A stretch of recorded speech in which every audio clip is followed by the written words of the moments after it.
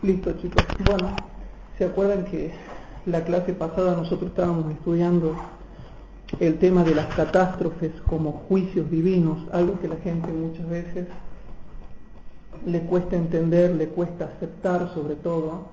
Pero sí yo quiero dejar aclarado algo que no había aclarado en el estudio anterior y que es importante que nosotros lo sepamos para que no caigamos en fanatismos, porque por ahí pueden haber surgido algunas dudas.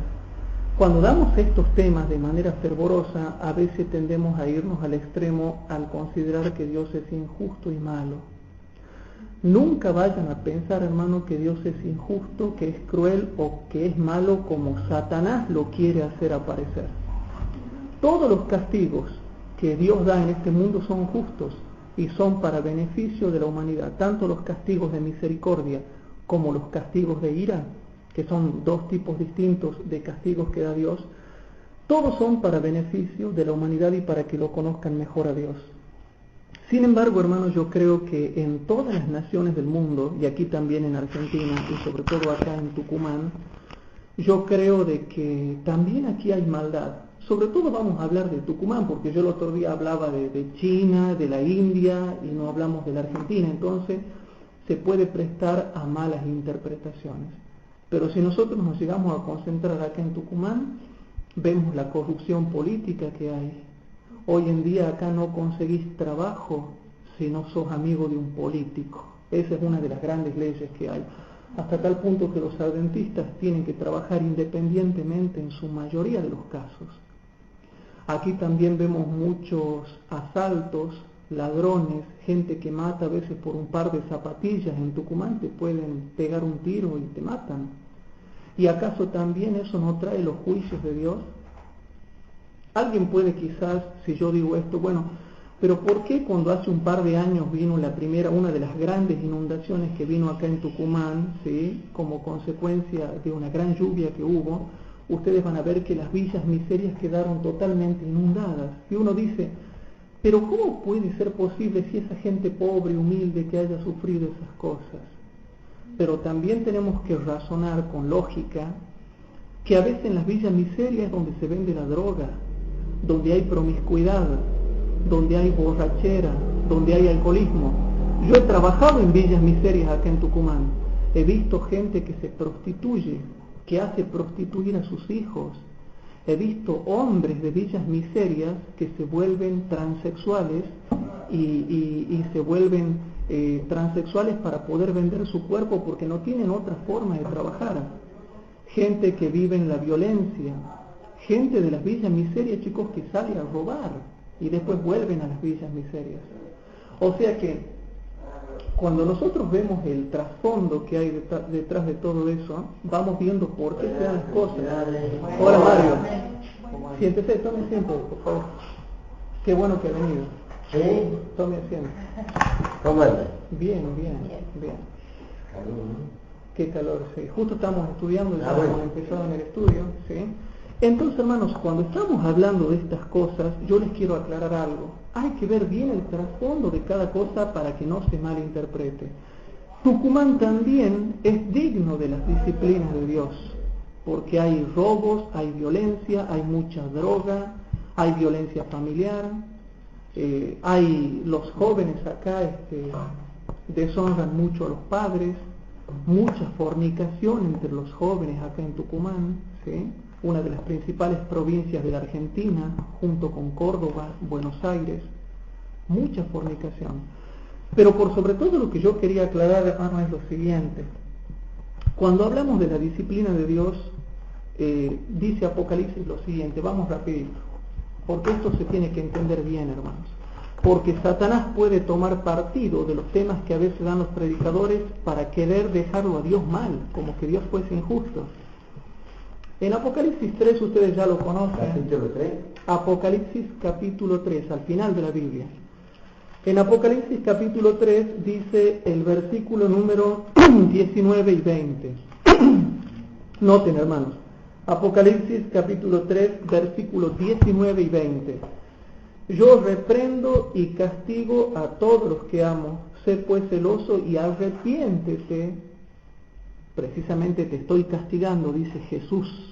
porque no te estás arrepintiendo de tu pecado. Entonces, sé celoso y arrepiéntete, y dice el versículo 20, el propósito hacia el cual nos guía esa disciplina de Dios.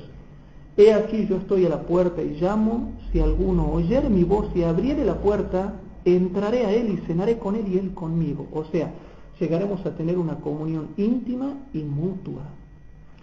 Pero hermanos, sea la China, sea la India, sea la Argentina, incluso los especialistas en economía, en política, dicen que Argentina es uno de los primeros países en corrupción mundial.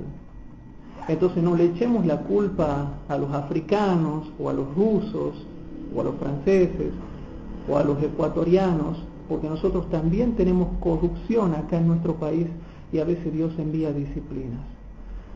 Pero nunca lo veamos a Dios como cruel o malo, porque Satanás quiere hacerlo parecer a Dios como si fuese malo, ¿sí? Como si fuese cruel.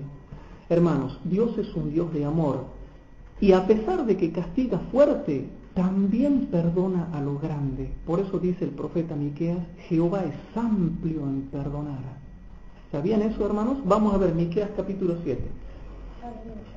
Es bueno que aclaremos esto, porque Satanás quiere dejarlo a Dios como si él fuese malo.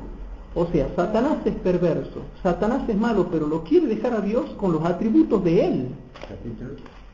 Miqueas capítulo, este no era un texto del estudio, por eso lo vamos viendo ahora. Estamos sacando textos aparte. Es capítulo número 7. En Miqueas capítulo 7 dice 18, hermanos, y dice el versículo número 18 y 19, ¿qué Dios como tú que perdona la maldad? No hay ningún Dios como Jehová que perdone la maldad y olvidas el pecado del resto de su heredad. Y noten, hermanos, no retuvo para siempre su enojo. A pesar de que él llegue a la ira, él también perdona y se aplaca de su enojo, hermano, incluso también con las naciones, porque no es cruel. Lo dice la palabra de Dios. Pero Satanás nos dice que la ira de Dios no tiene límites, y como que Dios se deja dominar por su enojo, y hay que tener cuidado con eso. Entonces, hermano, dice, no retuvo para siempre su enojo, porque es amador de misericordia. O sea que todo el tema que yo di la clase pasada está en perfecta armonía con lo que le estoy aclarando ahora. El hecho de que Dios me castigue con ira no significa que no me pueda perdonar y levantarme y restaurarme si yo me vuelvo a Él de todo corazón. Y lo mismo sobre una nación y lo mismo sobre un hombre. Y dice acá, hermanos, Él es amador de misericordia, y tanto ama la misericordia que si yo me arrepiento y me vuelvo a Él de todo corazón, Él se le quita el enojo conmigo. ¿Sí? Y dice el versículo 19, Él tornará, Él tendrá misericordia de nosotros, Él sujetará nuestras iniquidades y las echará en los profundos de la mar a todos nuestros pecados. Ahora vamos a Isaías capítulo 55. En Isaías capítulo 55 dice el versículo número 7, y presten atención a lo que dice la poderosa palabra de Dios. Isaías capítulo 55, versículo 7 dice así, chicos, y está hablando del impío. El impío es uno de los grados más grandes que hay en cuanto a pecaminosidad. ¿Sí? Deje el impío su camino y el hombre inicuo sus pensamientos, y vuélvase a Jehová, el cual tendrá de él misericordia, y al Dios nuestro, el cual será amplio en perdonar, hermanos. Está hablando del hombre impío, está hablando del hombre inicuo, y aún así Jehová declara y proclama que Él será amplio en perdonar, y dice que tendrá misericordia del impío y tendrá misericordia del inicuo. O sea que, hermanos, el estudio que estamos haciendo ahora queda perfectamente en armonía con el que hicimos la primera clase el viernes pasado. ¿Y yo por qué quería aclarar esto, hermanos? Porque por ahí algún hermano sensible que puede estar escuchando estos estudios va a creer que Dios es malo. Y no, Dios es tremendamente amor, amador de misericordia, amplio en perdonar. Pero hermanos, a mí me duele cuando solamente se predica del amor y no se predica también de la justicia y de la ira de Dios. Porque aquí viene una ciencia profunda, hermanos. Nadie puede entender el amor de Dios si no entiende la otra cara, que es la ira. Entonces, cuando entendamos bien lo que es la ira de Dios, vamos a poder valorar más lo que es el amor perdonador de Dios. Ahí vos habías tocado un texto hace rato donde decía que Él arroja los pecados en el fondo del mar y que ya no se acuerda. Claro. Y que Él es amplio, pero cuando hay un sincero arrepentimiento, si la persona vuelve a pecar y abandona los caminos de Dios y se aleja de Jesús, dice Dios, traerá otra vez esos pecados a la memoria. Sí, es como que los tira al fondo del mar, pero hasta que no termina su vida, digamos, están momentáneamente ahí flotando, digamos. Claro. Para el arrepentimiento sincero, Jehová lo echa en el profundo del mar y lo olvida. Ahora es otro tema ya, por ejemplo, si no es una conversión sincera y yo vuelvo de nuevo al pecado y vuelvo de nuevo al pecado y vuelvo de nuevo al pecado y me transformo en un pecador crónico, automáticamente se cumple lo que dijo Luis y también lo que dijo el profeta David, que dice: has puesto tus iniquidades delante de tu rostro. Entonces siempre estás viendo mi iniquidad. Pero hermanos, es importante que entendamos, ¿no?, de que para poder entender el amor de Dios hay que entender la ira de Dios. Y para entender la ira de Dios hay que entender el amor de Dios. O sea, son dos temas que se complementan perfectamente bien. Por ejemplo, el que siempre está predicando del castigo y de la ira no comprende el amor de Dios y se vuelve fanático, huraño y legalista. Y los que siempre están predicando del amor de Dios nunca pueden entender la ira. Y cuando cae la ira de Dios sobre el mundo, sobre una nación, sobre un hombre, no saben cómo explicarla porque no la entienden. Entonces, hermanos, como hijos de Dios tenemos que estudiar estos temas, pero entender sobre todo que todo lo que Dios hace lo hace con misericordia, lo hace con justicia. Bien, hermanos, hacemos un repaso y habíamos dicho un texto muy importante, que para mí es tremendamente importante, que es el texto de Romanos. Romanos capítulo 3, versículos 5 y 6. En Romanos capítulo 3, versículos 5 y 6, antes de entrar de lleno a lo que es el estudio, habíamos dejado en claro, aquí por ejemplo en Tucumán hemos tenido muchos problemas con cristianos liberales, con cristianos que solamente hablan del amor. Y solamente Romanos capítulo 3, versículos 5 y 6. Pero hay un problema, hermano, los que solamente hablan del amor, no pueden estudiar nunca la Biblia, porque la Biblia se cansa de hablar de ira, de castigo, de juicio, de plagas, y más todavía cuando tiene que ver con el tiempo del fin y la escatología del tiempo del fin. Entonces, ustedes van a ver que los que hablan del amor no pueden estudiar ni profundizar las Escrituras, porque tendrían que comenzar a ver todos los atributos de Jehová. Y no pueden. Pero dice acá claro, y Pablo lo dice: y si nuestra iniquidad encarece la justicia de Dios, ¿qué diremos? ¿Será injusto el Señor? ¿Será injusto Dios que da castigo? Hablo como hombre. En ninguna manera. Dios no es injusto, Dios no es cruel, hermanos. De otra manera, ¿cómo juzgaría Dios al mundo? Dios castiga, hermanos, pero no es injusto. Si Dios no castigase, no podría en un tiempo futuro juzgar al mundo ni tampoco juzgarnos a nosotros. ¿Y cómo lo castigaría Satanás? Si Dios no castiga, ¿cómo estaría seguro yo de que Dios lo eliminaría a Satanás? Si Dios fuese puro amor, sería un peligro, hermanos. Porque el día de mañana Dios diría: bueno, muchachos, he decidido perdonarlo al diablo y a los ángeles. No importa que no cambien, pero yo los amo tanto que decido que ellos vuelvan de nuevo al cielo. Y de pronto en el cielo se vuelve a armar otro lío después de un tiempo. Entonces, si Dios no castiga, entonces ¿cómo puedo creer que ama?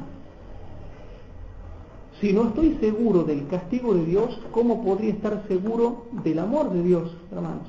¿Cómo están, chicos? Siéntense, tomen asiento. Feliz sábado. Entonces, chicos, ¿cómo podría estar seguro del amor de Dios? Vuelvo de nuevo para retomar la idea. Si yo no creo que Dios castiga, ¿cómo puedo creer que es amor? Ah, claro, yo soy una persona muy cómoda. Agarro todos los versículos que hablan del amor y eso los creo.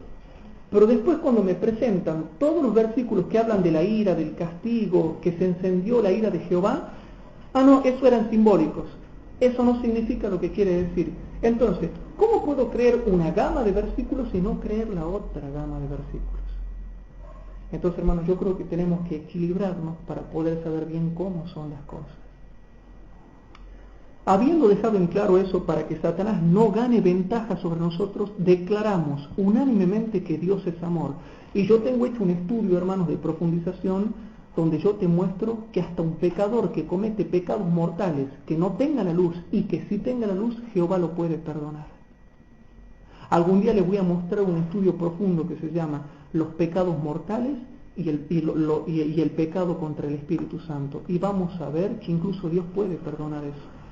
Yo tengo un estudio hecho, si la hermana White dice en una cita tremenda, incluso el pecado contra el Espíritu Santo no es un pecado para muerte, no es un pecado para perdición si una persona se arrepiente.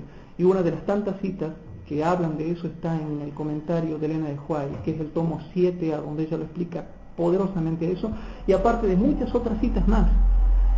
Otro tema también se llama el gran amor perdonador de Dios, donde nos muestra que Dios puede perdonar tremendamente a una persona.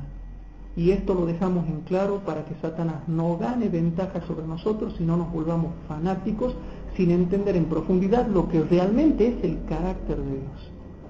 Chicos, yo les había enseñado, y este estudio va a durar muchas clases porque es largo, y por ahí me arrepentía yo un poco porque el primero que hemos dado lo di muy a la apurada y voy a tratar de ir más despacio para que lo podamos entender bien al tema. Habíamos explicado el otro día, hermanos, lo que eran las lluvias y las inundaciones y habíamos visto claramente los textos. También habíamos explicado lo que eran los tsunamis y que la Biblia habla, y qué raro que estén esos versículos ahí, ¿no? ¿Y qué será que significan? Bueno, hablemos un poquito de las nevadas y los granizos, hermanos, que es mucho también para hablar de las nevadas y los granizos, ¿sí? Vamos a ir, hermanos, al libro de Job, vamos a leer versículos que ya hemos leído la clase pasada. El libro de Job está justo antes de Salmos.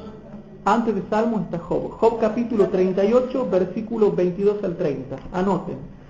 Job capítulo 38. Job capítulo 38, versículo 22 al 30. Pero antes le hago una aclaración, hermanos. ¿Han visto por ahí cuando nos enteramos que en Europa, o por ahí en Rusia, o en Alemania, o en algunas partes hay unas tremendas nevadas como nunca hubiesen ocurrido anteriormente? Bueno, los científicos contradicen a veces, los pseudocientíficos o los científicos mundanos o liberales, ellos dicen, no, eso es consecuencia del cambio climático. Hermanos, el cambio climático es una parte, el cambio climático afecta en una parte todo eso. Pero por ahí hay nevadas que ya sobrepasan el entendimiento común de la climatología, que es cuando Jehová directamente las envía. Ya sea que las envíe por manos de ángeles santos o las permita a través de demonios. Y quiero aclarar algo. Ahora, en este estudio no estamos explicando los diferentes tipos de castigos que hay, porque no es eso. El estudio que estamos haciendo ahora son simplemente las catástrofes como juicios divinos. Por ahora no nos interesa si Dios castiga por mano de ángeles santos o si castiga permitiendo que Satanás destruya. No nos interesa eso para ahora. Lo que sí nos interesa es que Dios castiga y punto. Ya después en otro estudio vamos a aclarar cuáles son las diferentes formas que tiene Dios de castigar. Pero hermanos, yo les cuento con alegría en mi corazón, ¿no? Yo me pongo muy contento, aparte de que estemos estudiando en este sábado ya la poderosa palabra de Dios. Qué seguridad que es para nosotros estudiar la Biblia. Y el otro día, conversando con María Silvia, ella me decía, Hugo, me dice, yo siento que cuando no estudio la Biblia, siento como que me enfrío, como que no ando bien. Y nosotros podemos ser muy débiles, hermanos, espiritualmente, pero si estamos estudiando la Biblia nos hace pisar tierra, sí o sí. Y nos da metas para seguir adelante. Y nos muestra el lugar del tiempo en el cual estamos parados. Y por ahí vamos a leer algunos textos ahora que son raros. Y yo me pregunto, ¿qué significarán estos textos raros? Y les cuento otra cosa. Hoy estaba buscando información en un montón de comentarios bíblicos que tengo yo, y saben que no explican estos textos los comentarios bíblicos. Solamente los explican algunos autores que se han especializado en algún tema, pero no lo explican los comentarios porque no quieren reconocer la mano de Dios para castigar el pecado. Pero vamos a ver, estamos hablando de otro punto ahora. El punto que vamos a ver ahora, chicos, son las nevadas y el granizo. Por supuesto, la Biblia no se va a poner a hablar en detalles, da simplemente principios para que entendamos de quién viene todo esto. Cuando ustedes vean nevadas por ahí que destruyen, por ahí en Chile, cuando nieva de más, hasta se cortan las rutas, no pueden pasar de Argentina a Chile, gente que muere, se para el comercio, los trenes a veces no pueden andar, etcétera, etcétera, qué sé yo, cuántas cosas más que terminan perjudicados como consecuencias de estas catástrofes climáticas. A ver, veamos un poquito estos textos. Job capítulo 38, versículo 22 hasta el 30. Jehová nos pregunta a nosotros para estimular nuestra meditación y entender qué significa. ¿Has tú entrado en los tesoros de la nieve? Hermanos, la nieve existe y son ministros de Dios. Los tesoros de la nieve son ministros de Dios que Dios los utiliza para castigar. ¿O has visto los tesoros del granizo? ¿Has entrado o has visto los tesoros del granizo y de la nieve? Y ustedes dirán, ¿y para qué sirve la nieve y el granizo? Yo a veces veo que nieva mucho para allá, o viene una granizada tremenda para allá. ¿Qué pasa cuando por ahí ven en los videos más sorprendentes del mundo, que dan en la televisión, o cuando por ahí ven en los noticieros, que caen granizos así de grandotes, y han roto autos, y han roto negocios y casas? ¿Y para qué sirve la nieve? Yo siempre me pregunté, ¿para qué servirá la nieve? ¿Para que nieve nada más y las montañas estén bonitas y vayan a Bariloche la gente y esquíen? ¿Para qué sirve el granizo? ¿Para qué Dios permite? Aquí Jehová, hermanos, hace una pregunta profunda que apela al intelecto humano, pero a un intelecto humano santificado.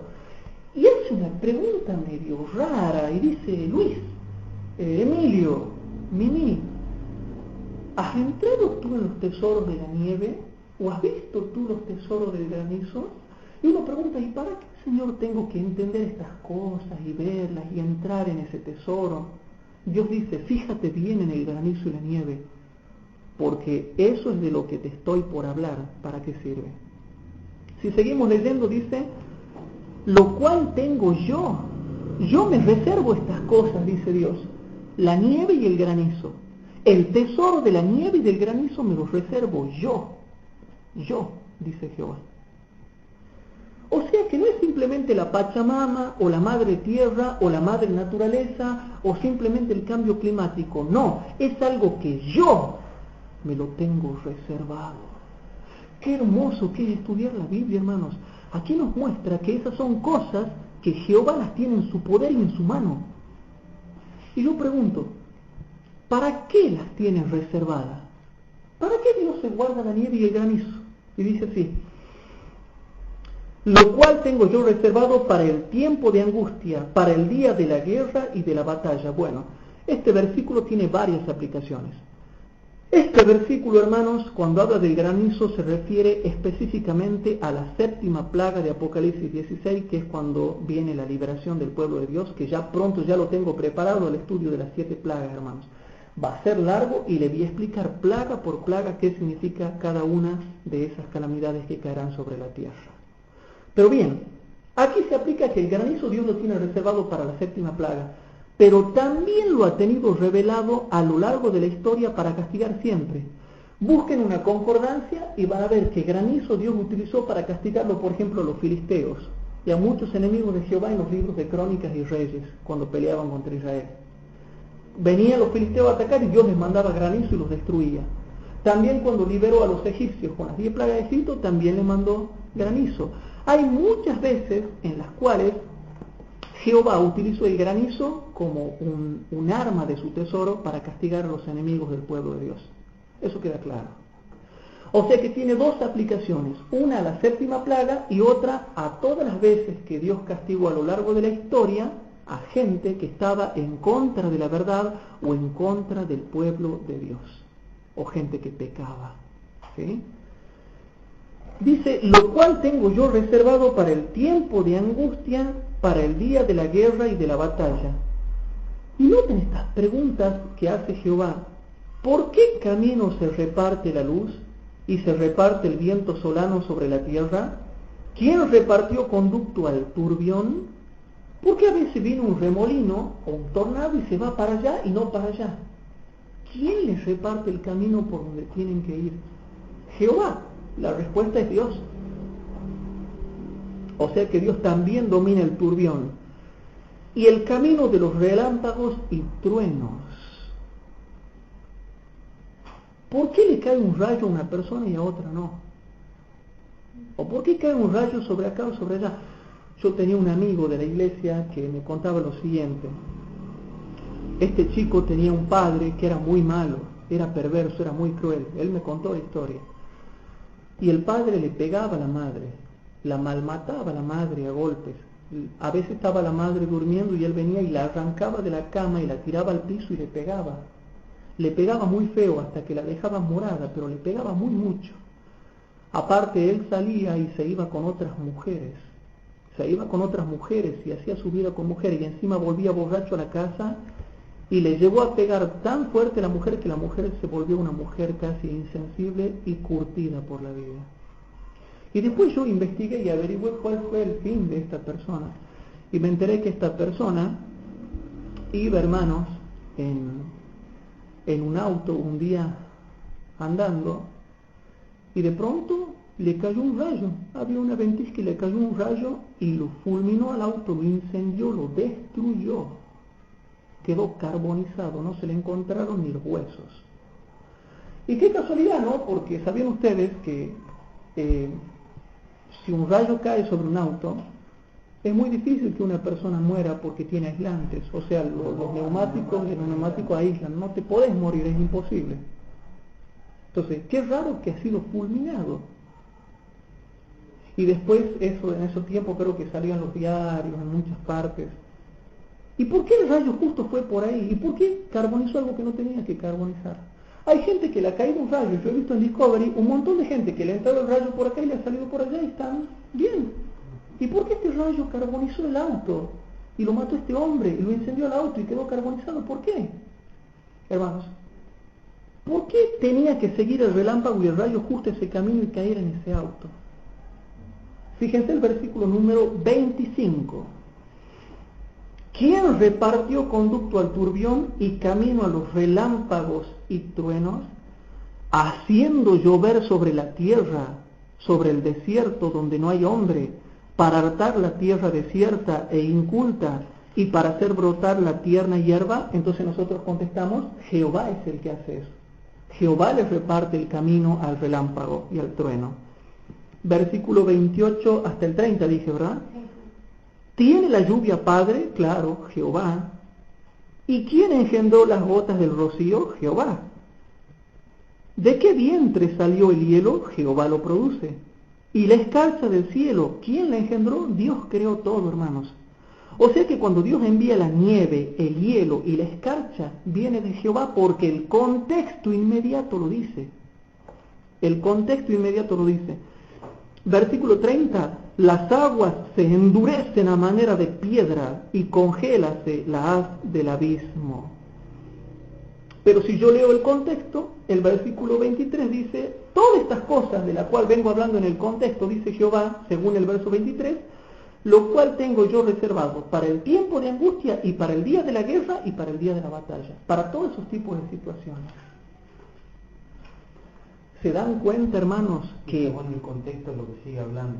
Sí, ya empieza a hablar de otras cosas también, ¿no? Se vuelve a hablar otra vez del trueno y le dice ahí en el versículo 35, ordenas todos los relámpagos para que salgan y te dirán, henos aquí. Exactamente, o sea, fíjense, hermanos, lo que dice, de paso, está bien lo que dice Luis, leemos un poquito el versículo 34 y 35, fíjense. ¿Alzarás tú a las nubes tu voz para que te cubra muchedumbre de aguas? Si yo le digo a la nube, nube, vení para acá y quiero que llueva sobre mí porque estoy con calorcito, quiero que me refresques, ¿me va a hacer caso la nube? No, pero si Dios dice que venga y llueva, ¿le va a hacer caso? Sí. Versículo 35, ¿enviarás tú los relámpagos para que ellos vayan y dirán de ellos senos aquí? No, pero si Jehová los manda, sí.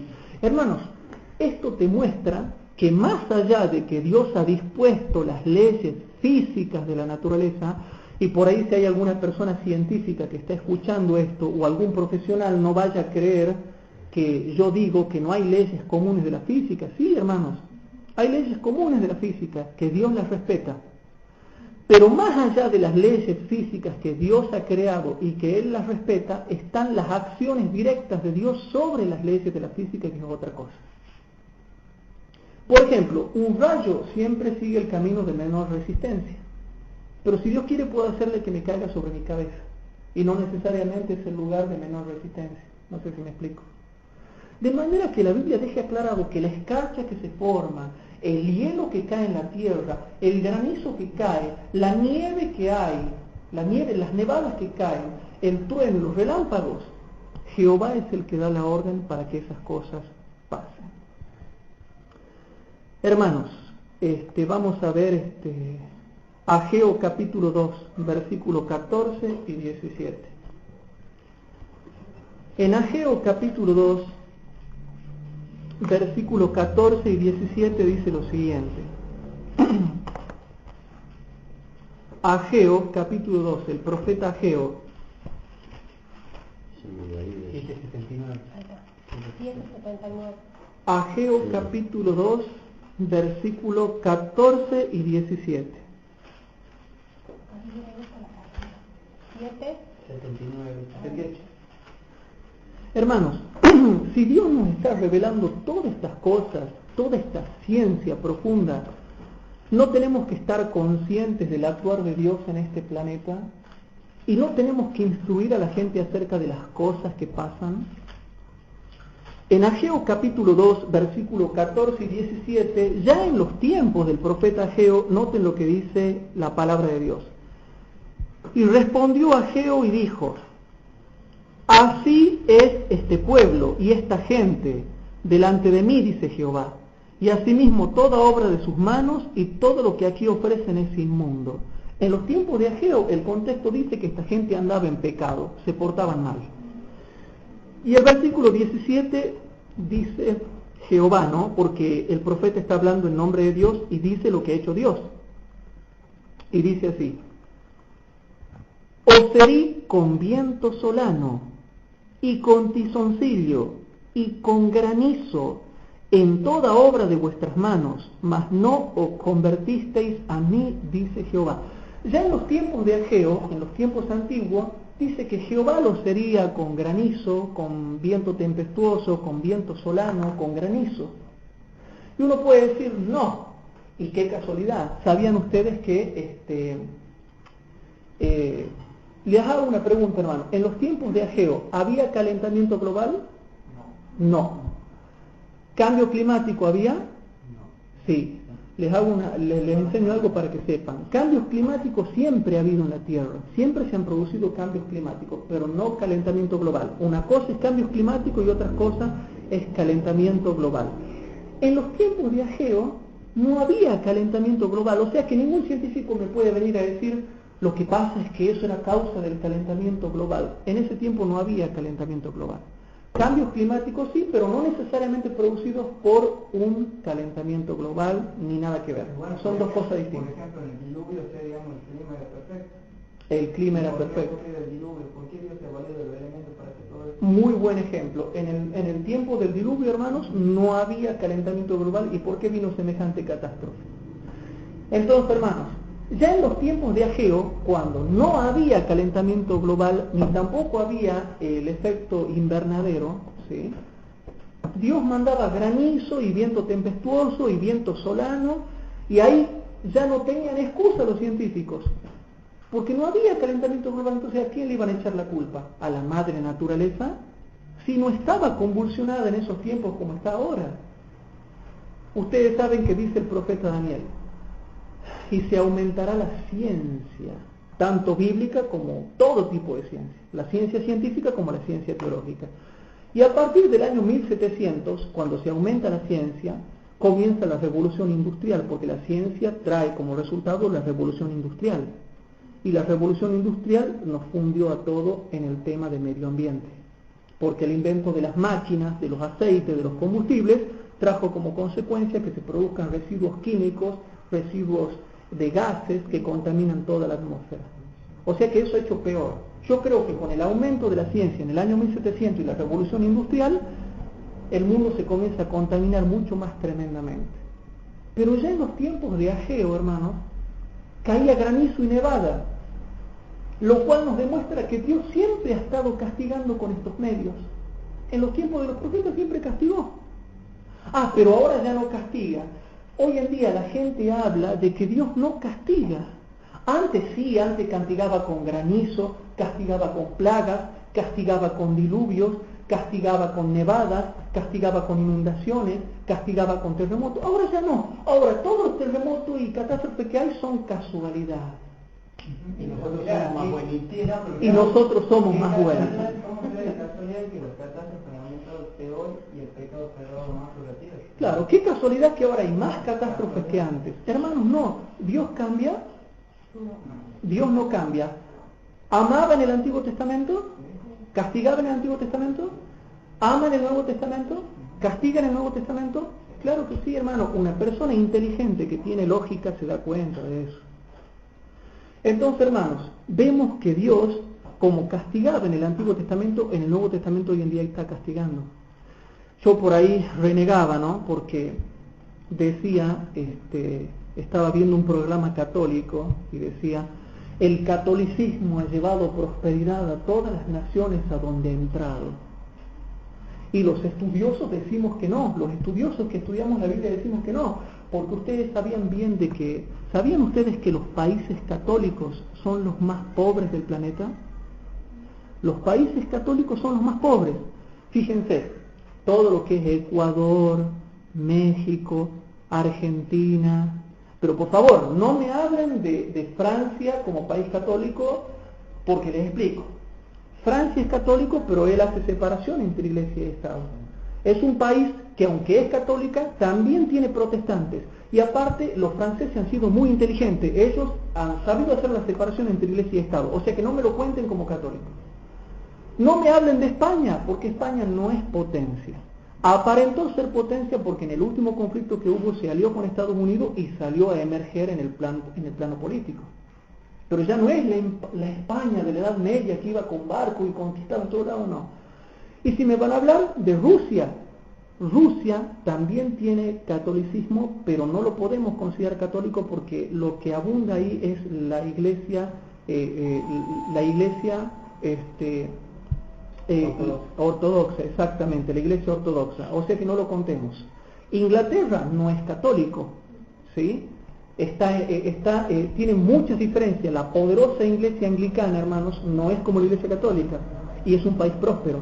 O sea que no me vengan a decir a mí que los países católicos están llenos de prosperidad. Al contrario, tanto los países paganos como los países católicos son los países más pobres que hay en el planeta.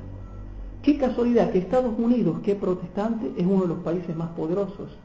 Alemania, que, ¿cómo les puedo decir?, abraza mucho el protestantismo, es un país muy poderoso.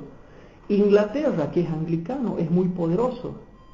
Y las otras iglesias que son ortodoxas, que no son católicas, tienen incluso menos corrupción doctrinal que la iglesia católica y son más poderosos. Que no es católica, es pagana, pero es poderoso. Pero que no vengan a decir que el catolicismo llevó prosperidad a los países donde llegaron, no sé si me explico.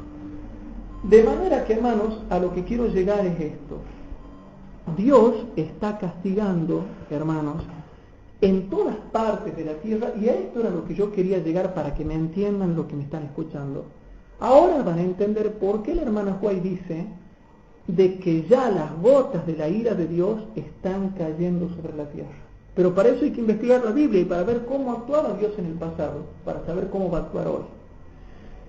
Entonces, hermanos, Dios también castiga con granizo en algunos lugares por causa de los pecados que hay en este mundo. Veamos, por ejemplo, hermanos, Ezequiel capítulo 13, versículo 11 al 13. Ezequiel capítulo 13, versículo 11 al 13. En el profeta Ezequiel capítulo 13, versículos 11 al 13. A ver si le puedes ayudar, María José. ¿Del capítulo? Ezequiel capítulo 13, versículo 11 al 13. Dice así, hermanos. Pero acá lo leemos desde el versículo número 9, para que lo entiendan, porque hay que entender el contexto. Siempre habla de gente que está en pecado, y por eso Dios habla palabras misteriosas que tienen su significado tanto simbólico, pero no se le puede dejar el significado literal. Y será mi mano contra los profetas que ven vanidad y adivinan mentira. No serán en la congregación de mi pueblo, ni serán escritos en el libro de la casa de Israel. Ni a la tierra de Israel volverán, y sabéis que yo soy el Señor Jehová. Por tanto y por cuanto engañaron a mi pueblo diciendo paz, no habiendo paz, y el uno edificaba la pared, y he aquí que los otros la encostraban con lodo suelto. Di a los encostradores con lodo suelto que caerá esa pared. Vendrá lluvia inundante. Qué palabras misteriosas esta, ¿no? Bueno, hermano, esto sí se refiere a los enemigos del pueblo de Dios que iban a venir, iban a destruirse, pero no le podemos dejar de aplicar el aspecto literal, porque siempre no hay que darle a la Escritura un cumplimiento restringido, ni una aplicación restringida, dice el espíritu de profecía. Tiene su aspecto literal como también su aspecto simbólico. Y Jehová habla así con tanta abundancia de palabras para que veamos la profundidad que tiene la Escritura. Vendrá lluvia inundante, y daré piedras de granizo que la hagan caer, y viento tempestuoso la romperá. Y he aquí, cuando la pared habrá caído, os dirán, ¿dónde está la embarradura con que encostrasteis? Y ahora dice el versículo 13, por tanto así ha dicho el Señor Jehová, y haré que la rompa viento tempestuoso con mi ira, y lluvia inundante vendrá con mi furor, y piedras de granizo con enojo para consumir. ¿Sí? Entonces dice el versículo 14, así desbarataré la pared que vosotros encostrasteis con lodo suelto, y echaréis a tierra, y será descubierto su cimiento, y caerá, y sabréis, y seréis consumidos en medio de ella, y sabréis que yo soy Jehová. Chicos, Dios podría haber dicho, bueno, van a venir tus enemigos y te van a destruir y punto. Pero Dios habla con abundancia de palabras para que entendamos que esta aplicación profética se aplica a muchas cosas. Y que tiene aplicación al tiempo de Ezequiel y a todo tiempo de la historia, y también en el tiempo del fin, cuando los profetas hablarán simplemente vanidad. Entonces, ¿por qué Dios usa un lenguaje tan rico, tan riquísimo, y donde emplea demasiadas palabras? ¿Por qué Dios no dice simplemente van a venir los babilonios y lo van a destruir, por ejemplo? ¿Por qué habla de lluvia, de granizo, de viento y de... ¿Por qué enriquece tanto el lenguaje? Dios enriquece tanto el lenguaje para que el lector cuidadoso pueda entender, hermanos, que esto tiene una aplicación más profunda cuando Dios tiene que mandar un juicio a la tierra, y que iba a tener aplicación a lo largo de toda la historia. ¿Se entiende, hermanos? Bien. Veamos otro poquito. Veamos, hermanos, Salmo 147, versículo 8 y 15 al 17. Salmo 147. Salmos 147. ¿Sí? En el Salmo 147, versículos 8 y versículo número 15 al 17. Qué raras estas palabras, ¿no? ¿Qué significarán? Yo pregunto, ¿qué significan estas cosas? Hay hermanos que por ahí dicen, no, eso es poético, es simbólico, y así la solucionan muy fácil. Es muy fácil solucionar y decir, no, eso es simbólico, es poético. Claro, porque yo al hacer eso, le niego el significado que tiene y ya no lo puedo aplicar a nada. Y me lavo las manos, ¿sí? Me lavo las manos. Versículo 8. Hablando de Jehová, dice el 7, cantad a Jehová con alabanza, cantad con arpa a nuestro Dios. Versículo 8. Él es, noten chicos, Él es, dice, el que cubre los cielos de nubes. Cuando nosotros vemos que de pronto se han cubierto las nubes. ¿Por qué se han cubierto las nubes? ¿Porque Fernando Paz anunció que iba a haber nubes? ¿O porque el meteorólogo fulano de tal dijo que se iba a cubrir de nubes? No. Cuando ustedes vean que se nubla, más allá de las leyes comunes de la física, Dios está detrás de todo eso. Hermanos, les pongo un ejemplo. Ahí hay una botella de plástico. Dios creó las leyes de la físico-química. Pero si Dios no imparte vida, fuerza y poder a la materia, a los electrones, ¿esa botella de plástico podría mantenerse unida? No. ¿Podría existir ese átomo si Dios no le está dando energía? ¿Ese electrón, ese mesón, ese positrón, podría existir si Dios no le da energía? No. Se desaparecería esa botella. Se desarmaría, se derretiría, explotaría, no sé qué sé yo. O sea que, si bien es cierto existen las leyes de la física, Dios no las deja que anden solas. Él las gobierna. Porque si un electrón, Dios no le da la energía de vida, el electrón desaparece. O sea que Dios ha creado las leyes de coerción de la materia plástica, pero si esos átomos de plástico no están regidos por la orden de Dios, eso deja de existir o se rompe. ¿Se entiende, chicos? Como que Él sustenta todo. Él sustenta todo, exactamente. Entonces, hermanos, Él es el que cubre los cielos de nubes. Y noten esta otra frase. El que prepara la lluvia para la tierra. ¿Y por qué ha llovido? Y bueno, porque tenía que llover. Porque tenía que llover. Él es el que prepara la lluvia para la tierra y el que hace a los montes producir la hierba. Versículo 15 al 17. Él envía su palabra a la tierra, muy presto corre su palabra. Él da la nieve como lana y derrama la escarcha como ceniza. Él echa su hielo como pedazo. Ahí se pone más fuerte ya. Granizo. Él echa, dice, hermanos, Él echa su hielo como pedazos. ¿Por qué caen como pedazos? Como piedras a veces y destruyen todos. Aquí dice que Él los echa. Él los echa. Y noten esta pregunta ya un poco escatológica de esta frase. Delante de su frío, ¿quién estará? ¿Qué pasa cuando Dios envía granizo? ¿Han visto los documentales por ahí en National Geographic, en Discovery?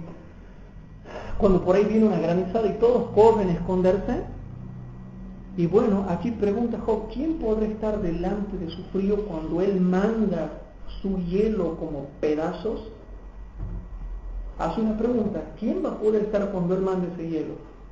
El hielo del frío. Hermanos, con esto tenemos que meditar un poco con respecto a las catástrofes que estamos viendo en este planeta, que no había sido tan así, que era por el cambio climático, o por el calentamiento global, o por el efecto invernadero, o porque el meteorólogo fulano de tal dice que va a llover. Las leyes de la climatología y de la meteorología existen, pero hay alguien que gobierna esas leyes, está por encima de esas leyes y sustenta esas leyes. Entonces, chicos, vamos a ver Isaías capítulo 28, versículo 15 al 19. Isaías capítulo 28, versículo 15 al 19. En Isaías capítulo 28, versículo 15 al 19, dice lo siguiente. Isaías capítulo 28. Rapidito, así vamos avanzando. Capítulo 28, versículo 15 al 19, presten atención. Acuérdense, chicos, que más allá del significado simbólico, también está el significado literal. Y más allá del significado literal, está también el sentido simbólico. La escritura es profunda y hay que saber discernirla a qué se aplica. Isaías capítulo 28, versículo 15 al 19 dice así: hablando de la gente pecaminosa de ese tiempo y de cualquier tiempo, dice lo siguiente: porque habéis dicho, concierto tenemos hecho con la muerte e hicimos acuerdo con la sepultura, cuando pasare el turbión del azote, no llegará hasta nosotros, pues que hemos puesto nuestra acogida en la mentira y en la hipocresía o falsedad nos esconderemos. Por tanto el Señor Jehová dice así: he aquí que yo fundo en Sión una piedra, piedra de fortaleza, de esquina, de precio, de cimiento estable. El que creyere, no se apresure. Y ajustaré el juicio a cordel, y a nivel la justicia. O sea, Dios iba a castigar. Y granizo barrerá la acogida de la mentira, y aguas arrollarán el escondrijo. Bueno, si alguien quiere buscar, alguien me podrá decir a mí: sí, bueno, eso significa los enemigos de Dios que iban a venir a pelear contra el pueblo de Israel. Pero yo también le doy un significado literal por causa del lenguaje enriquecedor que usa Dios. También tiene un significado literal. Versículo número 18. Y será anulado vuestro concierto con la muerte, le habla Dios a la gente pecadora, y vuestro acuerdo con el sepulcro no será firme. Cuando pasare el turbión del azote, seréis de él hollados. Y luego que comenzare a pasar, él os arrebatará, porque de mañana pasará, de día y de noche, y será que el espanto solamente haga entender lo oído. Una profecía que se aplica al tiempo ese de Isaías, hablando de los enemigos que iban a venir contra Isaías, pero que también se aplica a todas las naciones del mundo cuando Dios castiga con granizo y con agua. ¿Por qué será, no? Y habla en el contexto de gente que es pecaminosa. Bueno, de manera que cuando ustedes vean nevadas y granizos, repasen estos textos para entender quién es el que da la orden de estas cosas. Bien, como el tiempo avanza, vamos a ver un punto más, que son los terremotos, hermanos. ¿Qué son los terremotos? Son los movimientos de tierra, ¿verdad? Los sismos, ¿sí? Que son causados por los movimientos de las placas tectónicas. ¿Será que la Biblia habla de terremotos, hermanos? Claro que sí. Vamos a ir rápido, hermanos, porque este es el último punto que vemos, porque vamos a estar desarrollándolo. Así que vamos a avanzar. Vamos primero a Marcos capítulo 13, versículo 8. Una de las señales del tiempo del fin antes de que Cristo aparezca por segunda vez en esta tierra. Marcos capítulo 13, versículo 8. Esas señales que están apareciendo ahora, hermanos, son señales, pero ¿serán juicios de Dios? Claro que sí. Ya lo van a entender en todo el contexto amplio de la Biblia.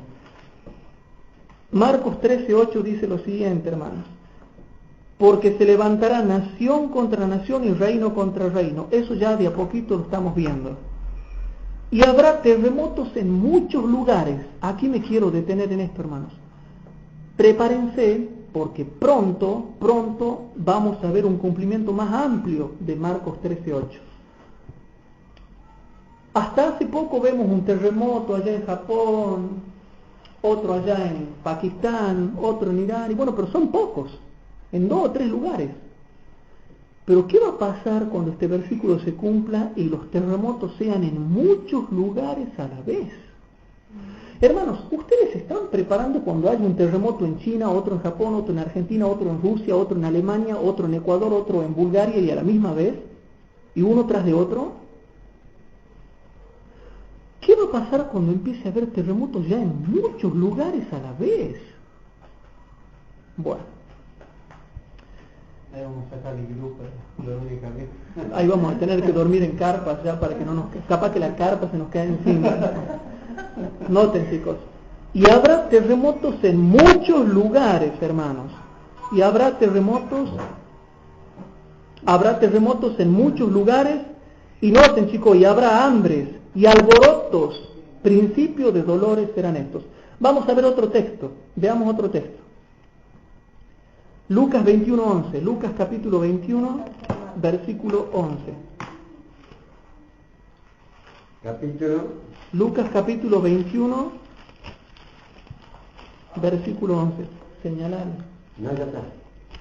Lucas capítulo 21, versículo 11. Presten atención a lo que dice acá. Ahora, este versículo es el mismo que hemos leído en Marcos 13:8, pero da otro detalle. Noten. Y habrá grandes terremotos. Si lo comparamos con el otro, nos agrega otro detalle. Bueno, ya sabemos que va a haber terremotos en muchos lugares, pero no van a ser esos terremotitos que a veces vemos. Serán grandes. ¿Están preparados para lo que pronto vendrá? Nosotros los adventistas que tenemos esta luz tenemos que irnos preparando. Por eso la hermana White también dice, tengan cuidado de vivir en las ciudades porque habrá grandes terremotos. Entonces los que vivan en las ciudades van a ver cómo se derrumban los edificios y muchos muertos de aquí y muchos muertos de allá. En Kobe, un terremoto que hubo en Kobe, en Japón, murieron todos porque estaban muy hacinados, hermanos. Yo les pido, por favor, vayan viendo esto. Y habrá grandes terremotos y en varios lugares hambres y pestilencias y habrá espantos y grandes señales en los cielos. Vamos a otro texto, chicos. Vamos a ver otro texto, Mateo capítulo 24. A ver. Vamos rapidito, Mateo capítulo 24.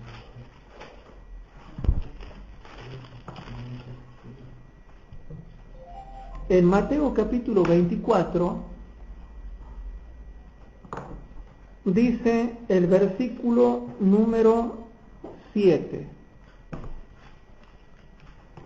Porque se levantará nación contra nación y reino contra reino, y habrá pestilencias y hambres y terremotos por los lugares. ¿Sí? Otro versículo que nos muestra de manera bastante firme las cosas que van a acontecer. Bien. Habiendo visto estos textos, hermanos, ya ha dejado claro Cristo que una de las señales prontas a que Cristo venga son los terremotos. Y yo creo, hermanos, particularmente yo creo, que estas señales que ha dejado Cristo, que son los terremotos, yo creo que son gotas de la ira de Dios que caen en el tiempo de angustia previo, o sea, mientras todavía hay gracia. ¿Por qué? Porque el contexto y la comparación de texto lo dice. Ahora bien, vamos a profundizar un poquito más en el tema de los terremotos, hermanos. ¿Sí? Chicos, les voy a pedir por favor si después pueden apagar los celulares. Bien. Si no, Bernardo se enoja acá. Bien, chicos, vamos a ver Salmo 104. Quiero que profundicemos un poquito más en esto. Salmo 104, versículo 31, 32 y 35. Salmo 104, vamos a ver de a poquito, ¿sí?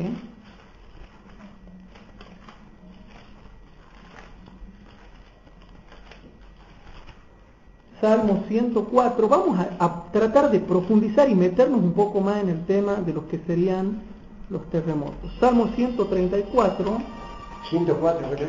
Salmo 104, versículo 31, 32 y 35. ¿Lo tienen? Sí. Dice lo siguiente, presten atención, chicos. Sea la gloria de Jehová para siempre. Alégrese Jehová en sus obras. Noten, o sea, que se alegre Dios en lo que Él hace. ¿Se dan cuenta, chicos? Salmo 104, 31, 32 y 35. Alégrese Jehová en lo que Él hace. Y dice el 32. El cual mira a la tierra y ella tiembla. Toca los montes y humean. ¿Por qué tiembla la tierra, hermanos? Ya sé que hay placas tectónicas que se mueven bajo un núcleo fundido de hierro y de lava y de masa ígnea, ya sé eso. Pero ¿por qué no tiembla siempre? ¿Por qué tiembla a veces? ¿Y cuál es el motivo? Hermanos, dice el versículo 32, el cual mira a la tierra y ella tiembla. y toca los montes y humean. Bueno, ese versículo se aplica a los volcanes, que ya después vamos a ver más adelante, no es el tema de ahora. Hermanos, cuando Dios decide enviar terremotos es porque Él mira esa tierra, la mira y hace que tiemble. Y a veces Jehová decide mirar a ciertas tierras en ciertas naciones porque ve que es necesario mandarle ciertos juicios para que se aparten de sus pecados. Y el versículo 35, chicos, dice: sean consumidos de la tierra los pecadores, y los impíos dejen de ser. Bendice alma mía Jehová, aleluya. El texto, el contexto, hermanos, está mostrando por qué a veces Dios envía esos juicios. A veces envía esos juicios, y el mismo contexto lo aclara, para sacar de la tierra a la gente que es muy mala o idólatra. Gente que es muy pecadora, hermanos, que es muy idólatra. El contexto mismo lo dice, lo explica. Van entendiendo por qué en Marcos 13, Lucas 21 y Mateo 24 habla de este tema, y en otras partes de la Biblia explica. Y yo preguntaba, bueno, pero ¿por qué esta señal de que terremoto? ¿Habrá en otra parte de la Biblia un texto que comparándolo lo explique? Claro que sí. Un texto se explica en otra parte de la Biblia.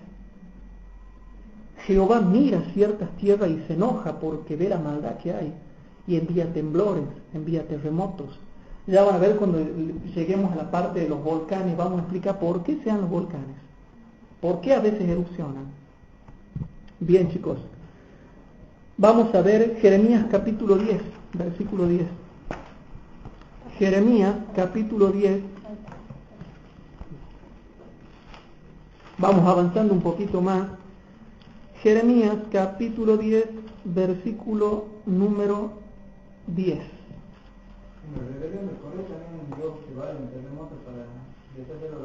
Y de un incendio. ¿Sí? Incendio y terremoto, exactamente. No, pero Dios no castiga. Dicen, eso fue simbólico, eso no existe, Dios es amor, no castiga. Jeremías capítulo 10, versículo 10 dice así: mas Jehová Dios es la verdad. Él es Dios vivo y Rey eterno.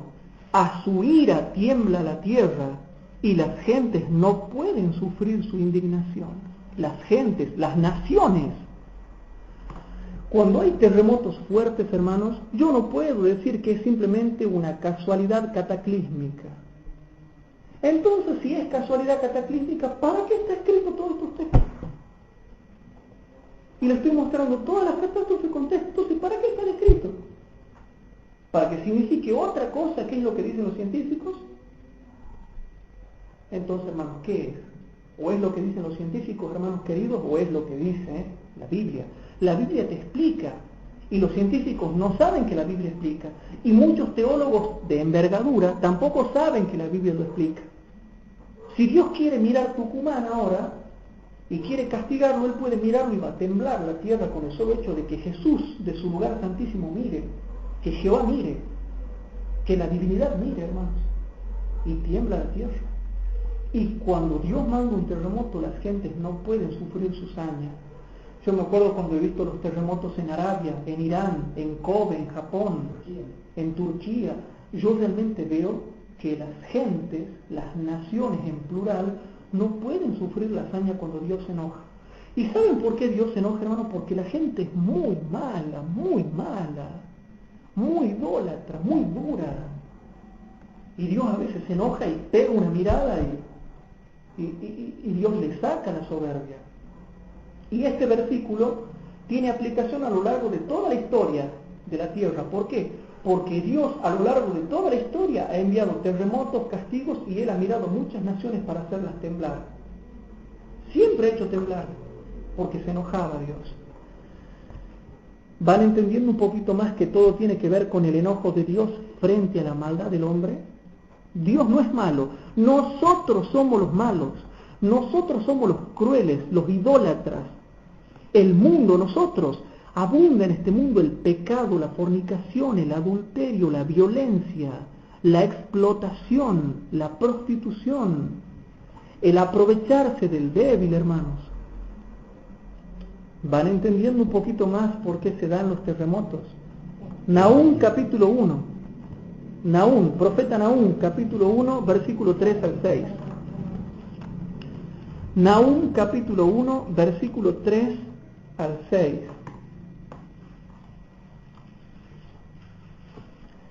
En Nahum, capítulo 1, ¿Cuánto? 7:73.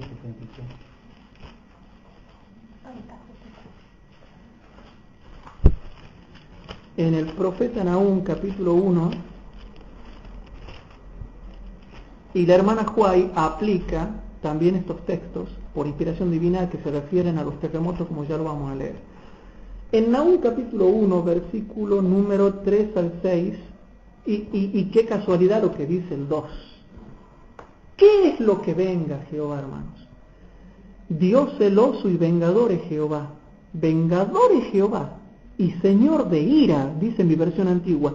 Y aclaro que yo estoy leyendo la versión antigua porque es la mejor versión que existe para las investigaciones bíblicas. ¿Sí? Y Señor de ira, Jehová que se venga de sus adversarios y que guarda enojo para sus enemigos. Y noten estos versículos, ¿qué será que significan, hermanos? Jehová es tardo para la ira y grande en poder, y no tendrá al culpado por inocente. Jehová marcha entre la tempestad y el turbión. ¿Por qué dice esas palabras raras?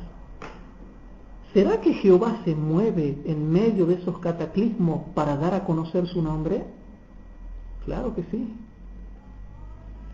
Jehová marcha entre la tempestad y el turbión. No dice marchará en la segunda venida de Cristo solamente, sino que marcha, hermanos. Y las nubes son el polvo de sus pies. Él amenaza la mar y la hace secar. Sequías, hermanos, que ya vamos a llegar después, ya vamos a explicar el tema de las sequías. Y agosta todos los ríos. Basán fue destruido y el Carmelo y la flor del Líbano fue destruida. Los montes tiemblan delante de él. No dice que temblarán en el futuro cuando Cristo venga, sino ya en el tiempo en aún tiemblan. Porque cuando Jehová mira, ya hemos hecho la comparación de texto, que cuando Él mira, tiembla la tierra. La comparación de texto me dice que se aplica a toda la historia. Y cuando Jehová quiere mirar, Él mira y la tierra tiembla. Y yo pregunto, ¿por qué no explican esto, no? Y el contexto viene hablando de que Jehová es Señor de ira y se enoja. Y dice, hermano, el versículo 5, los montes tiemblan delante de Él y los collados se deslíen y la tierra se abraza a su presencia y el mundo y todos los que en él habitan. Y ahora lo aplica al tiempo del fin, pero esto también se aplica en cualquier tiempo de la historia que Dios se enoja. Hermanos, cuando Dios se enojó en Sodoma y Gomorra, ¿alguien pudo estar delante de su ira? No. ¿Quién permanecerá delante de su ira y quién quedará en pie en el furor de su enojo? Su ira se derrama como fuego y por él se hienden las peñas, hermanos. Se hienden las peñas. Esto habla, hermanos, de todo lo que pasa en esta tierra. Cuando hay terremotos es por la ira de Dios. Es por la ira de Dios. Más allá de que no le guste a alguien que esté escuchando, bueno, está bien que no le guste. Si alguien quizás que está escuchando este tema no está de acuerdo conmigo, yo le digo que estamos en democracia. Tenemos derecho a disentir. Lo que no tenemos derecho es a odiarnos, ¿sí? Tenemos derecho a disentir. Si alguien quiere pensar de otra forma, puede pensar. Que escriba el email. No sé si lo vamos a poder contestar, pero que escriba. Pero ¿a qué voy yo, hermanos? A que la Biblia dice una cosa, pero la gente dice otra. Esa es la paradoja graciosa de la vida. Yo les muestro un montón de fundamento bíblico, pero la gente dice, no, esos textos no sirven para nada, no se aplican a nada, no tienen explicación. Creamos otra cosa. Y yo que muestro tanto fundamento bíblico con estos textos específicos, y muestro en base a que el contexto dice que vienen esas cosas, en base a la ira de Dios. Por eso es que el espíritu de profecía dice que antes de que finalice la gracia, en el tiempo de angustia previo, ya se derraman las gotas de la ira de Dios. Sigamos leyendo. A ver. Job capítulo 9, versículo 4 al 6. Rapidito, hermanos. En el libro de Job, Job capítulo 9, versículo 4 al 6.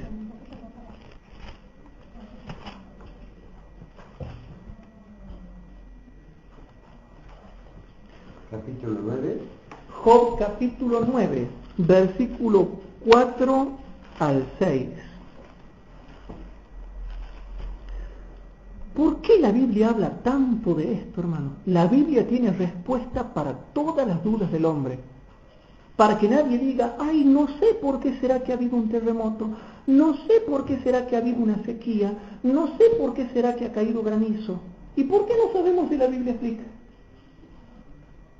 Job capítulo 9, versículo 4 al 6. Hablando del poder y la majestad de Dios, dice la Biblia, Él, o sea Dios, es sabio de corazón y poderoso en fortaleza. ¿Quién se endureció contra Él y quedó en paz? ¿Qué pasa cuando nos endurecemos contra Dios, sea un hombre o sea una nación, y no le queremos obedecer? Nos va mal, hermanos. Versículo 5, que arranca los montes con su furor. ¿Qué pasa cuando un volcán hace erupción? Estaba viendo el otro día un documental de cosas raras, hermanos. En uno de los videos más sorprendentes del mundo se veía una ladera de una montaña que se empieza a desmoronar así de la nada. Se empieza a desmoronar y comienza a caer y arrastra casas. Después hay otra montaña, ¿no?, que vi así, que era toda una montaña, y de pronto una parte sola de la montaña así recta, sola recta así como que lo hubieran cortado, se cae para abajo. O sea, no tiene explicaciones, hermanos. ¿Y qué significarán estos versículos raros acá? Que dice que Él hace estas cosas. Veamos, el versículo 5 dice que arranca los montes con su furor y no conocen quién los trastornó. Es verdad, ellos no saben. Ellos dicen, el cambio climático. Lo que pasa es que llovió, dicen los científicos, en la montaña, entonces el agua se filtró y ablandó la tierra y la tierra se hizo lodo y cayó. Pero si llueve en todas las montañas del mundo y no todas las montañas se caen. Pero ellos buscan excusas para no reconocer que Jehová es poderoso en fortaleza y sabio de corazón y que Él hace estas cosas. Pero ellos no saben quién los trastornó. Es fabulosa la Biblia, hermanos. Pero esto sí nos hace poner un poco mal a nosotros. ¿Saben por qué nos hace poner un poco mal?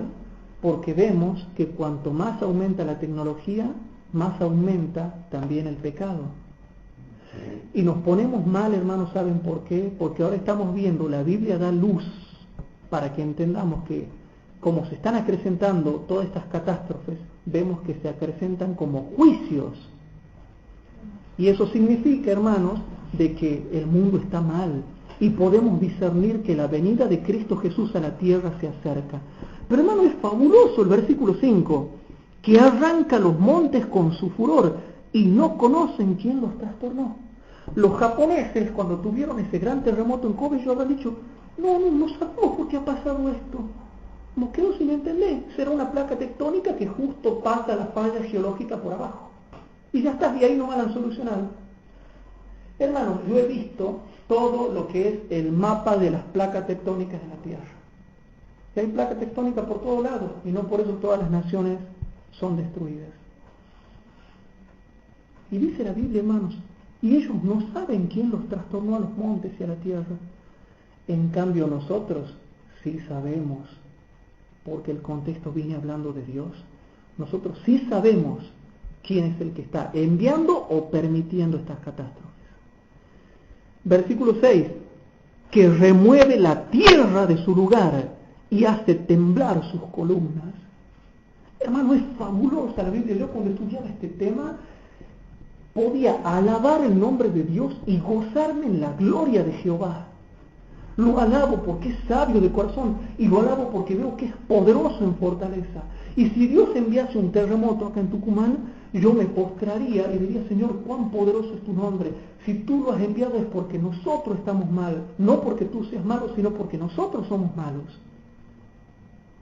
¿Se dan cuenta, hermanos? Todo lo que revela la palabra de Dios. Esto es impresionante, hermanos.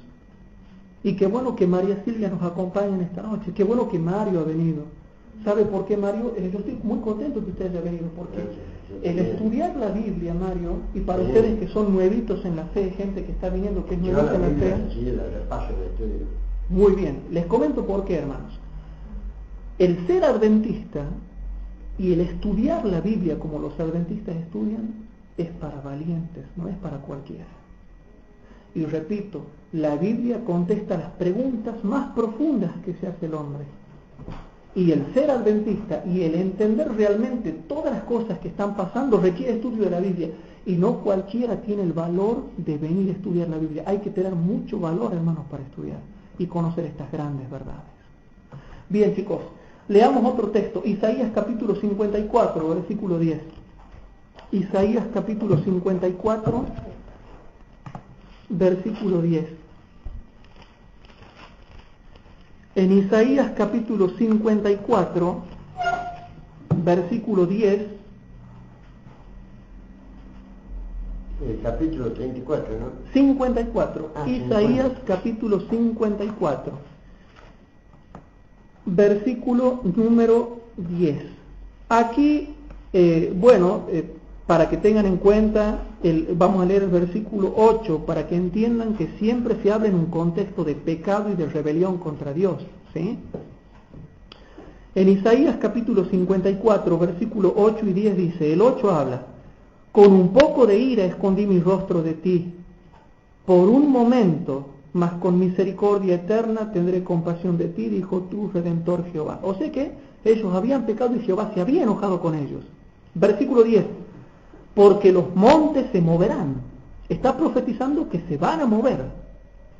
Porque los montes se moverán y los collados temblarán, mas no se apartará de ti mi misericordia, ni el pacto de mi paz vacilará, dijo Jehová, el que tiene misericordia de ti.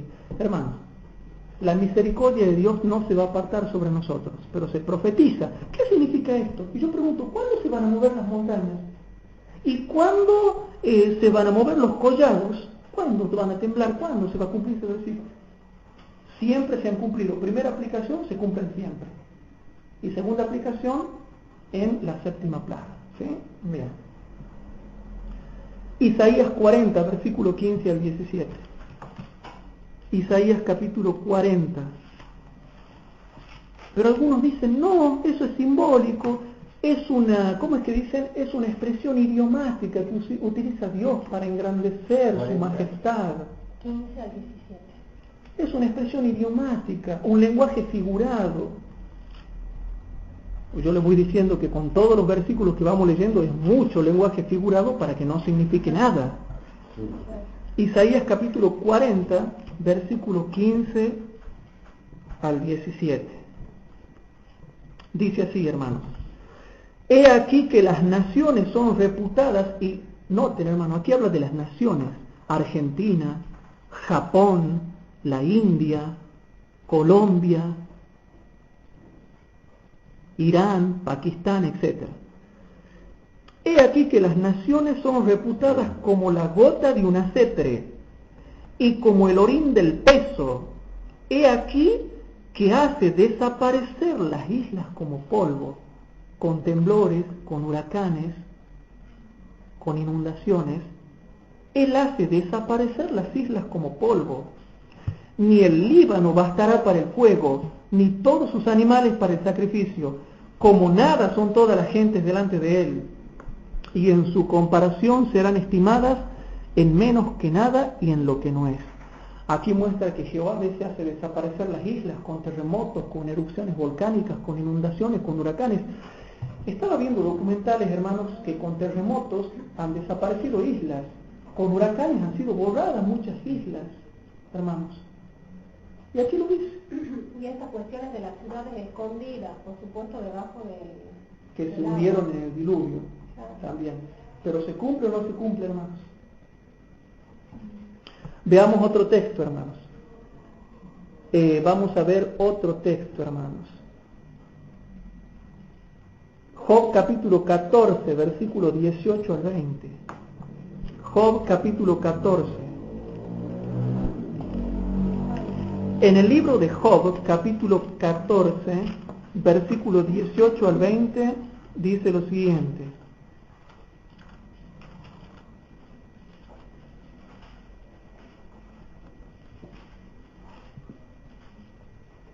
son versículos un poco extraños, ¿no? Pero que tienen que tener algún significado. Yo pregunto, ¿qué significarán estos textos? Job capítulo 14, versículos 18 al 20, dice: y ciertamente el monte que cae se deshace. Y yo pregunto, ¿cuándo cae un monte y se deshace? Por toda la comparación de textos que venimos viendo, es cuando la ira de Dios se pone en acción. Ciertamente el monte que cae se deshace y las peñas son traspasadas de su lugar.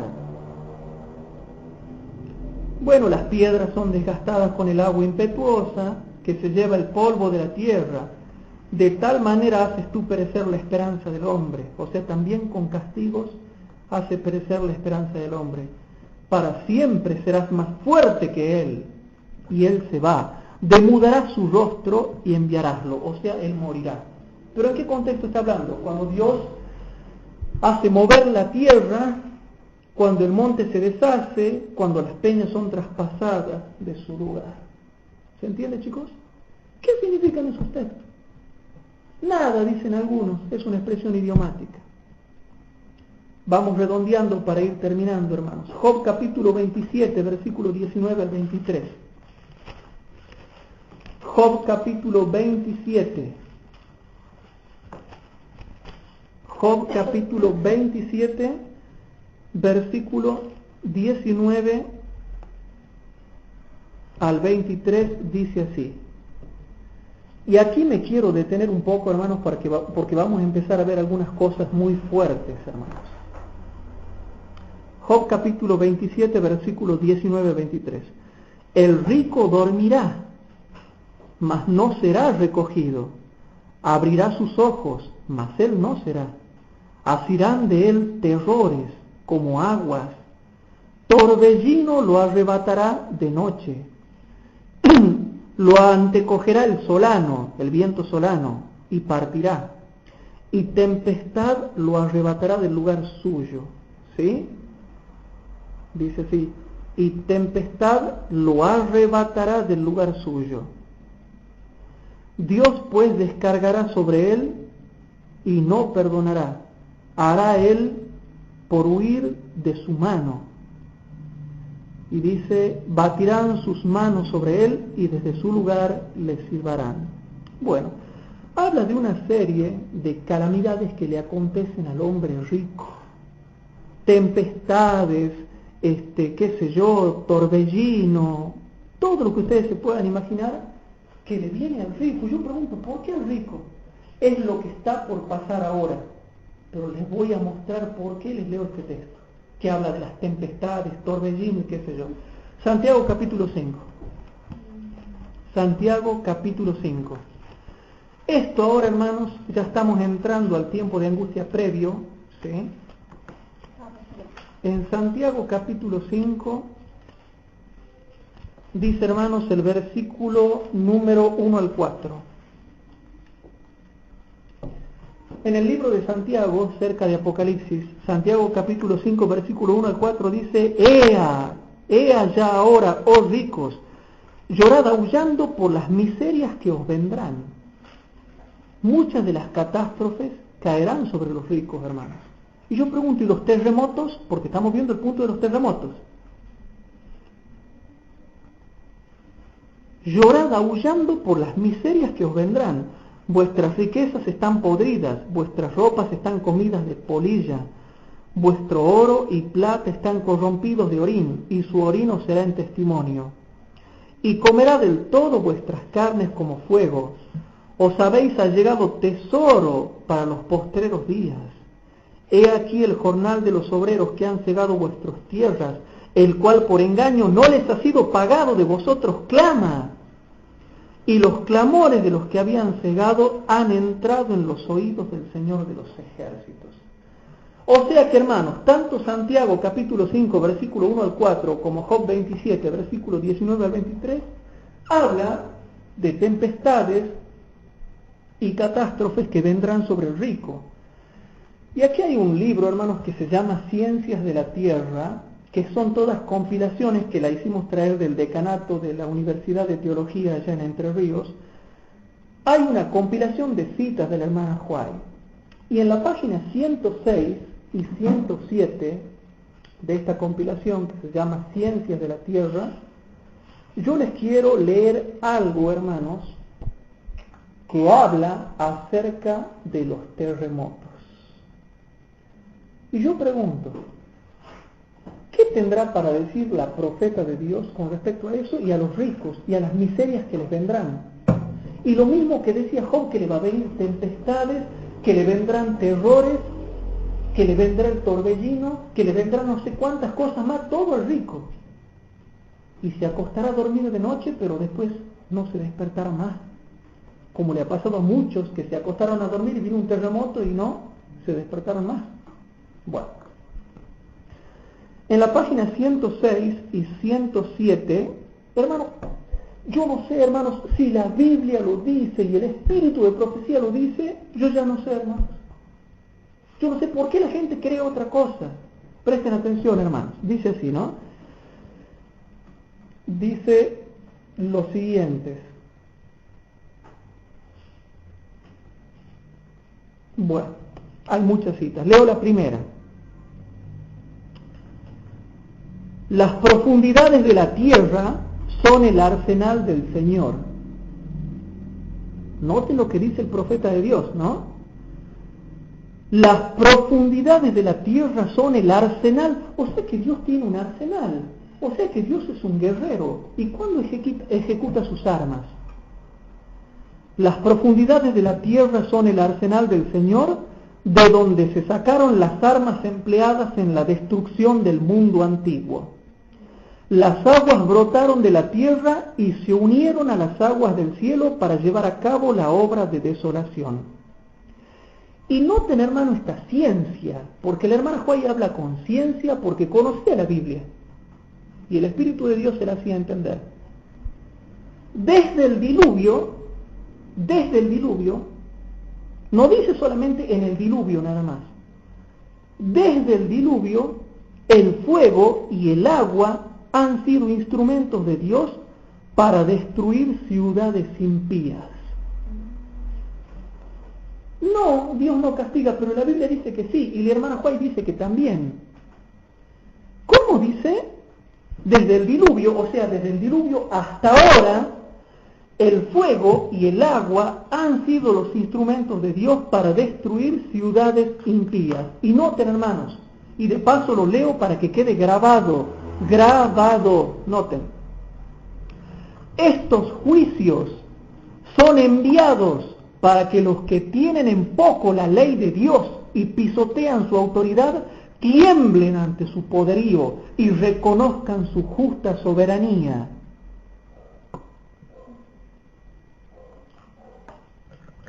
No sé si me explico, hermanos. Habla de juicios. Habla de juicios, hermanos. Pero ¿cómo puede ser que una profeta diga esto? ¿Será que no tiene amor? ¿Cómo dice?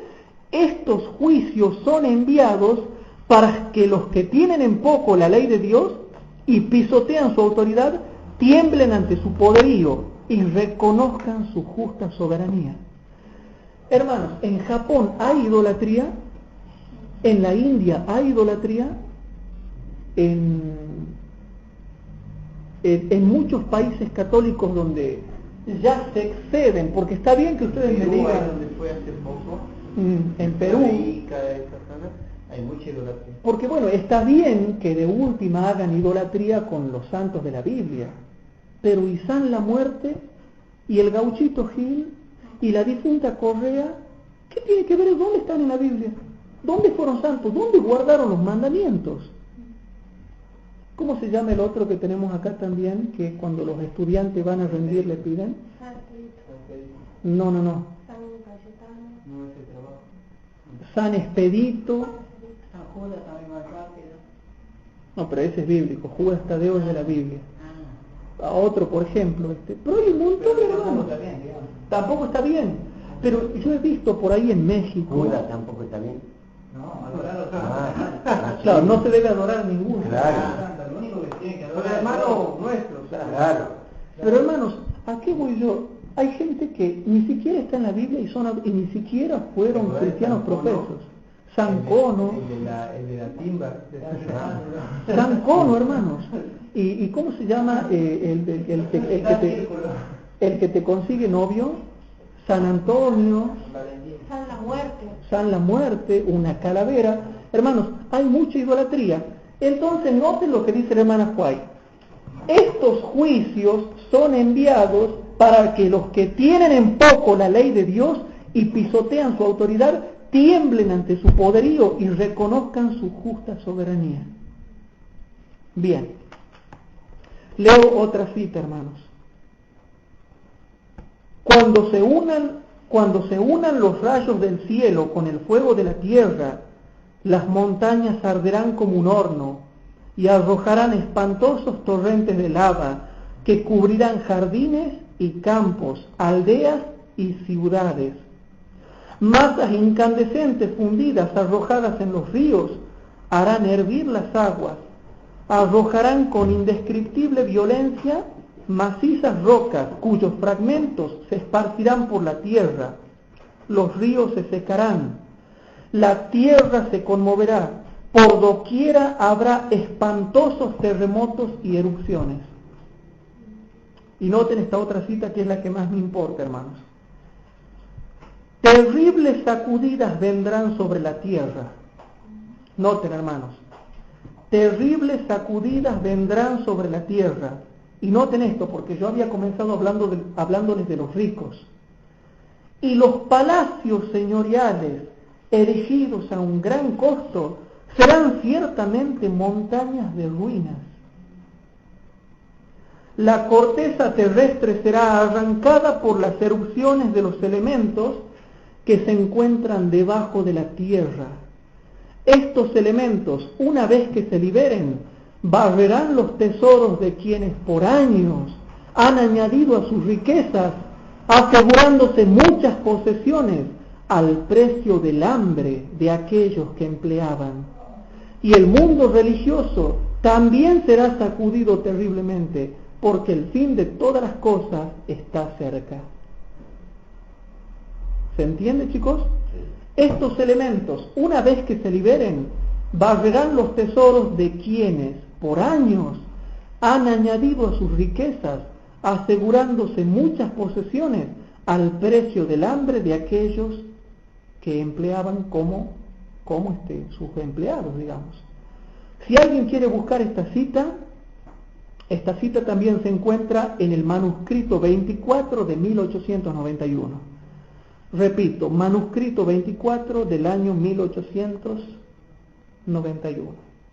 Vamos terminando ya, hermanos, ¿sí? Vamos terminando y les leo una cita de Ciencias de la Tierra, páginas 101 y 102.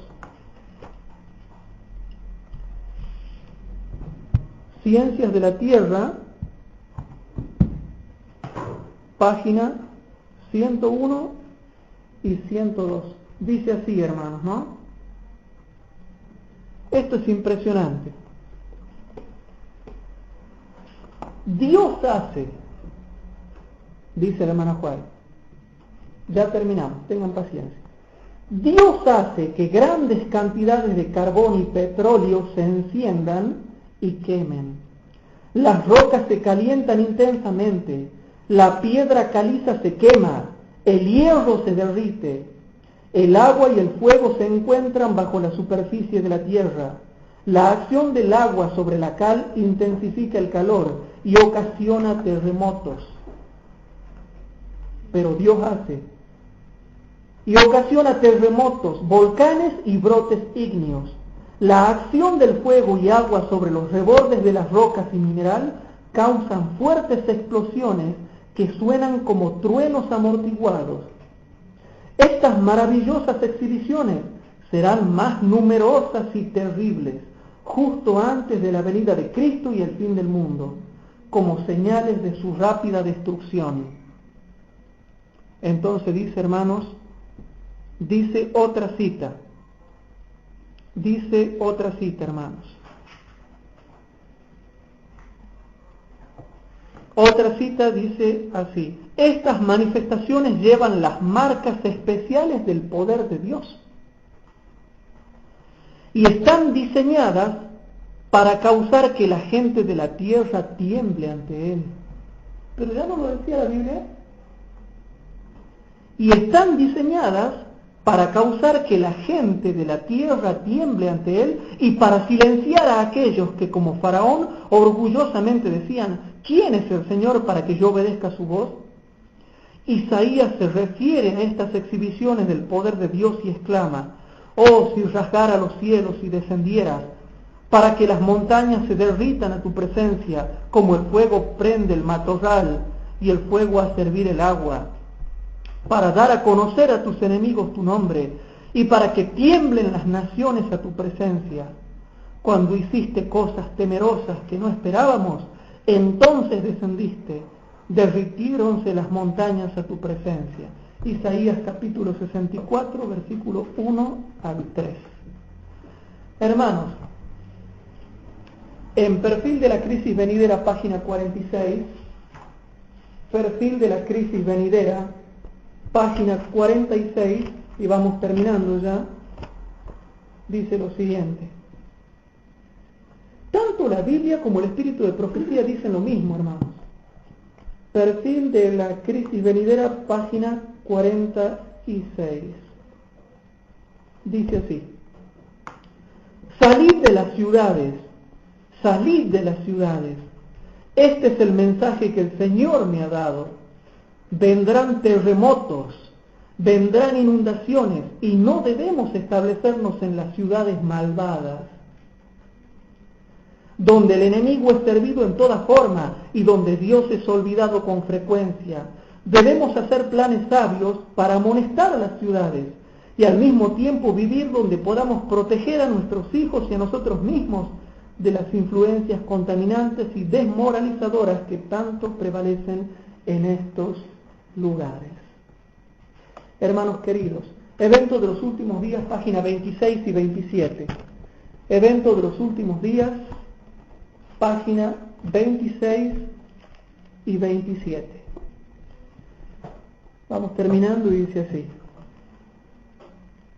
Hablando de los terremotos,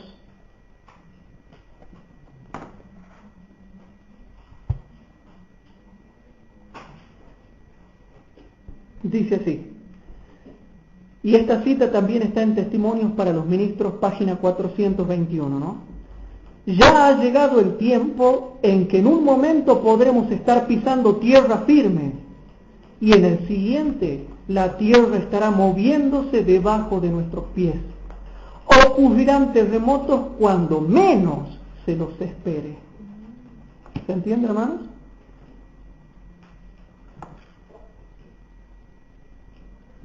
Y la otra cita dice así. Antes de que el Hijo del Hombre aparezca en las nubes del cielo, todo estará convulsionado en la naturaleza. Rayos del cielo unidos con el fuego interno de la tierra harán que las montañas ardan como un horno y que hagan fluir sus torrentes de lava sobre aldeas y ciudades. Masas de rocas derretidas arrojadas dentro del agua por el solevantamiento de cosas ocultas dentro de la tierra harán que hierva el agua y despida rocas y tierra. Habrá formidables terremotos. Habrá formidables terremotos y gran destrucción de vidas humanas. Con eso termino estos dos puntos que hemos quedado en analizar hoy y les quiero terminar diciendo algo, hermanos. Aferrémonos completamente de nuestro Señor Jesús, como siempre le digo en todos los estudios, porque si Jesús nos ha enseñado esto, es para que estemos preparados y sepamos cómo afrontar las cosas que se vienen. Acuérdense que solamente Cristo es nuestra fortaleza. ¿Hay alguna pregunta que quieran hacer? Si no hay alguna pregunta, entonces lo dejamos ahí nomás.